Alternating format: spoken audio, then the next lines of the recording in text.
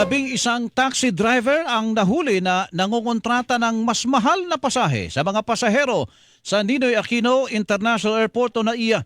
Ayon kay Police Brigadier General Jason Capoy, hepe ng PNP Aviation Security Group, nabisto ang sobra-sobrang paniningil ng mga taxi driver sa mga pasahero kahit na magtutungo lamang sa ibang terminal ng NAIA.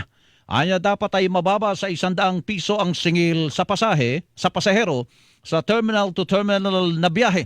Ngunit batay sa reklamo ng mga pasahero, umaabot ang pasahe mula 300 piso hanggang 700 piso. Kasabay nito, nagbabala si Capoy sa mga taxi driver at operator na naniningil ng sobra-sobrang pasahe. Iniimbisigahan na rin ng PNP Aviation Security Group kung may kasabwat na airport police sa mga taxi driver. If found na may talagang nakikipagkutsabahan at may nakinabang po, we will file the necessary administrative kung active pa sila or criminal case po. Ang tinig ni Police Brigadier General Jason Capoy, Director ng PNP Aviation Security Group.